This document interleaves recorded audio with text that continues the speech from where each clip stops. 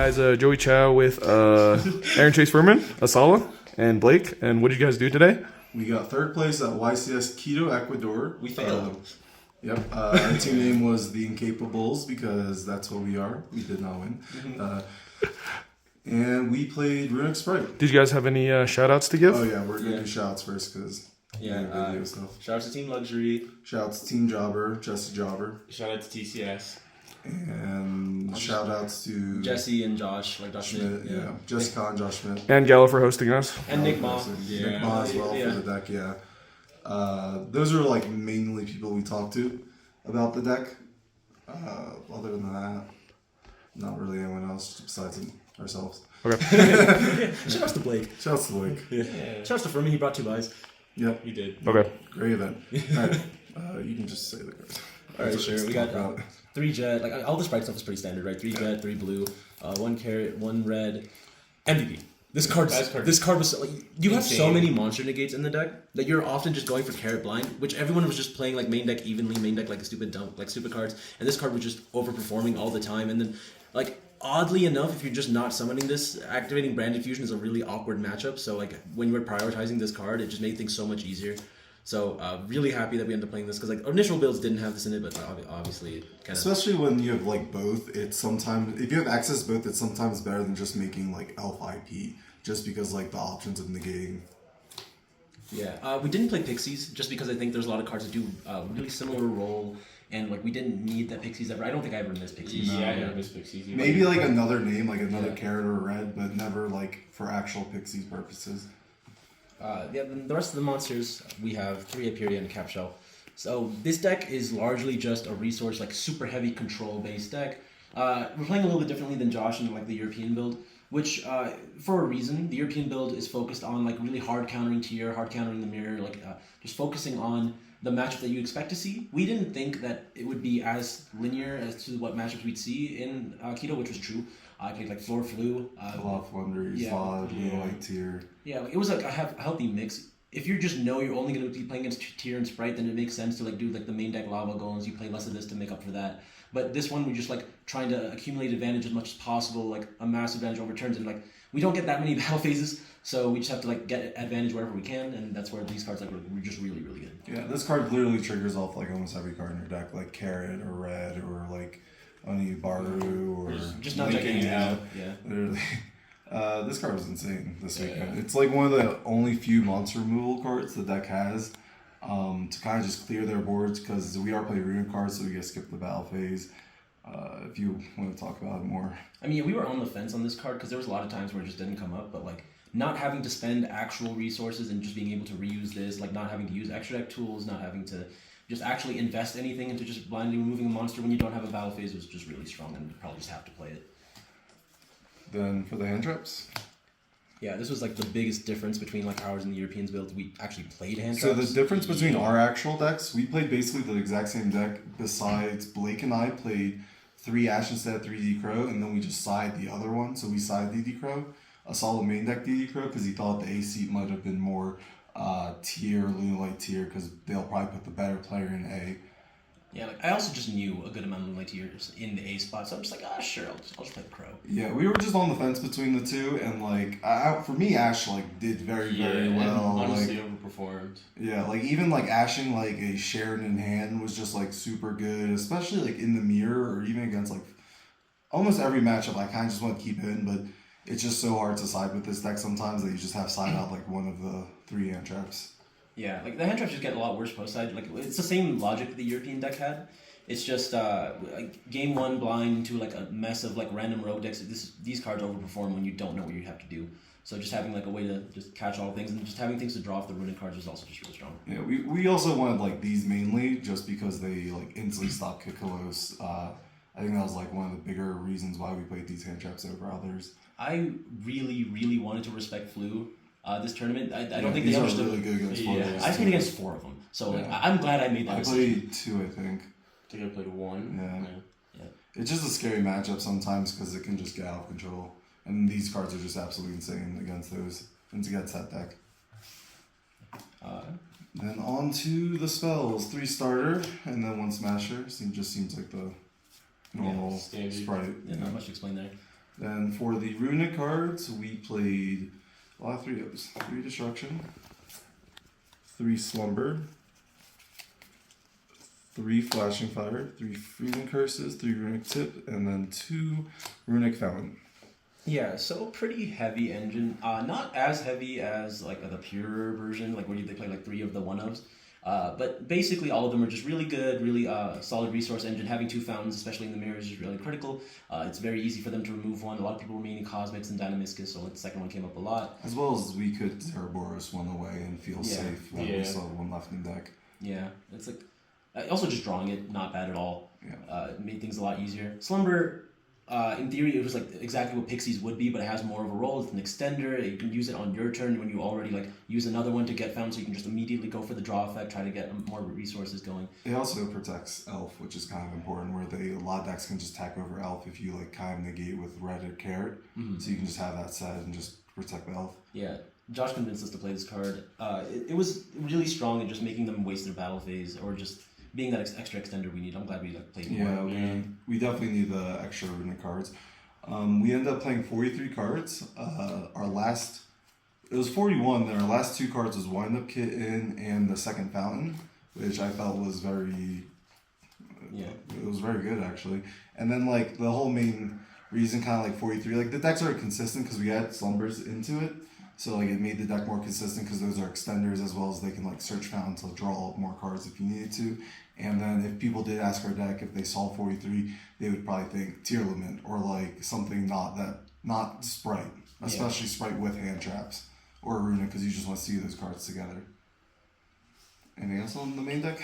That's pretty good. Like 43 is definitely very odd for a deck like this. You wouldn't really expect it, but I knew it was going to be a smaller tournament. The variance was like, there's a lot less variance going around, especially when there's 3 of us. So like, as long as if one of us bricks, it's okay. The other 2 can kind of just lean on it, which happened. Yeah, that happened in top 16. Yeah, I just bricked less than 10 minutes. Yeah, we held it down. So extra deck, I think this is like not super crazy. 2 Huggin didn't play any of the other ones just because we wanted more utility space for the other extra cards. Onibimaru. What does that one do? It banishes a card until the opponent's end phase. Also, if it is destroyed by the opponent's card, you get to shuffle back cards that are banished up to the number of materials they have in there, which is like really good for recycling any of the cards. You would likely just banish either Gigantic or Elf off of Smashers if you could, if they're already in the graveyard or whatever, or if you got cherries and try to recycle it with this. Yeah, this card, I think we probably should have played maybe 2. I think it came up once, but I don't know, it was just really good, and I like almost used it every game I was going second. Yeah, that's absolutely overperformed. 2 Gigantic Spright. There's a question for a third. I don't think it's like super out of the question, but I think like 2 was overall pretty fine. Yeah, it's pretty good. Yeah, it's also like really good in this deck just because it always like is a material with the Huggin, so it's like 32. So it's the second one like just usually helps me like OTK them. Yeah, like when you get a battle phase, you really need to like make it matter. Yeah, Get all the damage. all your monsters are so small. And these like having this one just kind of stick around makes it a little bit easier. 3 Elf. I'd play 5 if I could. Dark. This I didn't summon it that much, but like it was very obvious that you have to play it. Yeah. IP. This was pretty good for me. I think like overall it just did what it was supposed to do. It gave us access to all of our different Link 4 or like just bigger Link options, and we played a lot of them. So speaking of Unicorn, Zeraboros, Abomination, Avermax, and Appaloosa. So like 5 technically cards that you could just go into IP. So a lot of people, they have like, it's a question of what you're going to end your field on. We chose to end on like IP, one of the Sprites, and like Elf. And this gives us a lot of flexibility based on what they're doing. This is just really, really good against tier or other rogue decks, being unable to be destroyed, unable to be targeted super hard, and protects your other monsters. This is really good against back row, good finisher in awkward situations. This is good at getting rid of cards that are set, or just like finding damage. Yeah, especially like next turn, it's like really easy. Just like Elf, bring something back, search, and then just make Unicorn. Just like a nice 22 beat stick against most decks. Yeah, like clearing cards that you don't want to spend actual resources on, and or like spells and traps are like really awkward to remove. You don't want to have to spend splashes on it, or like just a set monster. Like this is really good for that.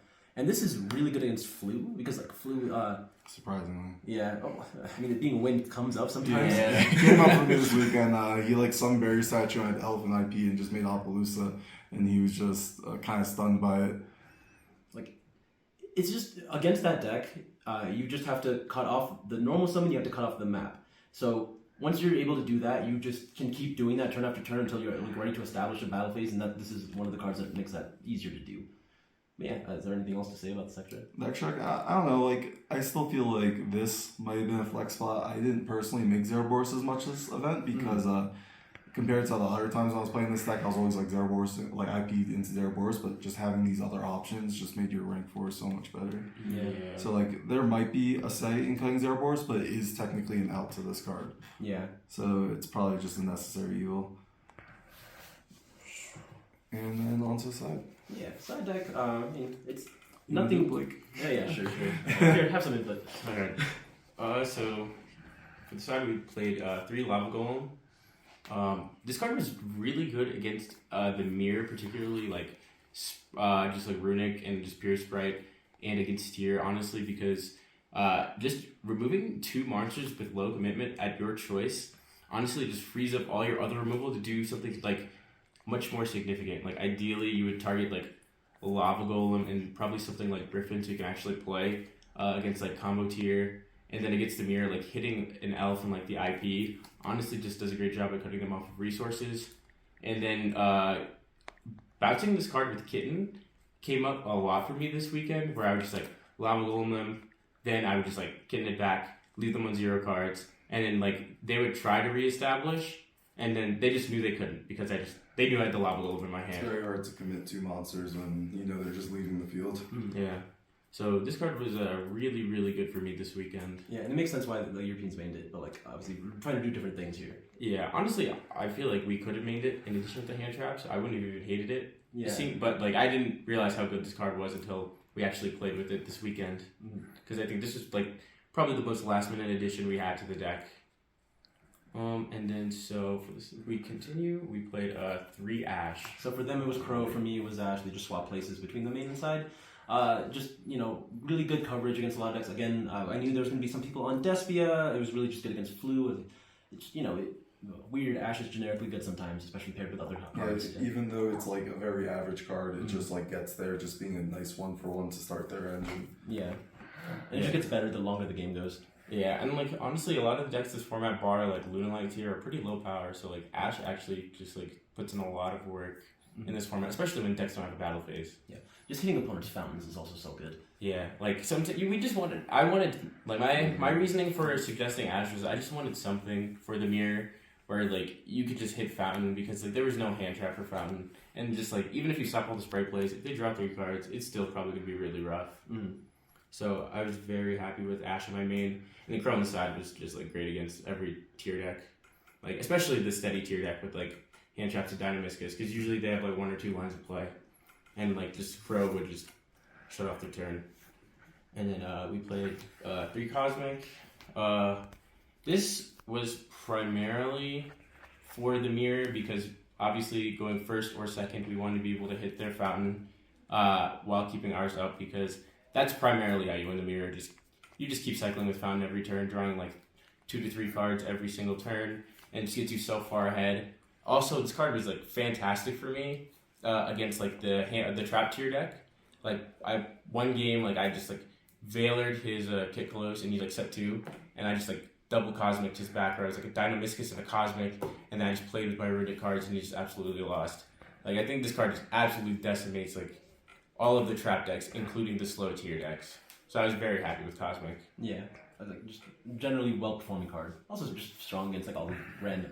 It just covers like most decks these days. Yeah, it does. Especially like Flu or just like something random like Eldritch. Yeah. All right, so Do the 1-ofs first. yeah. So for the 1-ofs we had we did Pankratops. I suggested, this was literally like the 15th card we thought of in our side deck, and I was just like thinking about it because we only had 14 cards up until like the day before, and I just said like just thinking of like what good limited cards could we put in, like Pankratops. And honestly, it's like kind of the same idea as Lava Golem if you really like think about it, where it's just like non-normal summon commitment, monster removal, or just any sort of removal. And so I think I summoned Pankratops maybe like once or twice. Yeah. But I was It always just happy to felt see good it. every time you drew it. Yeah. Yeah. Like pretty powerful card. It was gonna be like Feather. We considered Feather Duster or the. You can play that card, Yeah. or like the 3rd Smashers. 'Cause Yeah. we said 1 other Smashers. and just like for more flexibility going first. But I don't think back row was ever a problem. Like, the deck was so good into back row, especially with Abomination, Destruction, Cosmic. Like we just didn't have a problem. I feel like this card was more for monsters, if anything. Yeah, I don't think the second Smashers ever came up for me this entire weekend. But like, because by the time I got to it, I feel like I was just so far ahead. Yeah. I didn't need it. So this probably could have been something else, but it was fine for what it was. Mm-hmm. And then just one red resonator. Mm-hmm. Yep. Yeah. Then for our last 3 side deck cards. So we sided 3 Mistaken Arrest. So primarily, we knew that this event was going to have a lot of Fluanderies in particular. We really wanted to respect that deck, so we were thinking of cards that were really good against that deck and the mirror as well. We wanted like something that did overlap, and initially this was something like evenly matched, but we found that like when we sided evenly, it was literally like essentially a hand trap where you had to draw it in your opening 6, or you just never use it because you never have a battle phase. But this card was like just so good for me this whole weekend because the interaction with Fluanderies, where you can decide going first or second. Like of course going first, like you set up your whole board. They summon like a Robin or an Eagle or activate a pot, and you flip it, and they're locked out for not only their turn, but they can't like map or trap you on your own turn because it applies for their turn and your turn. Or if you go second, and they set up like the trapper map, they like summon Rabina. You can chain Mistaken Arrest, so it locks their summons for your turn, their turn, and your turn again. So essentially, that just means they have 3 turnings of no plays. And of course, like if your hand is like remotely playable, you can cycle through your deck with Aperia and Capshell and just outpace them. And also, when you chain Mistaken Arrest, they still have to commit the bird. So like that's just one less resource they have when they do when they are able to play again. Yeah, this card was just very, very good for me. Yeah, and it's just really impressive. Yeah. Format's changing anyway, so. Yeah. Okay. Any closing remarks? No, I mean, no. Can't wait for next 3v3 YCS. Yeah, literally. Hopefully sometime next year. Yeah. Okay. Thanks.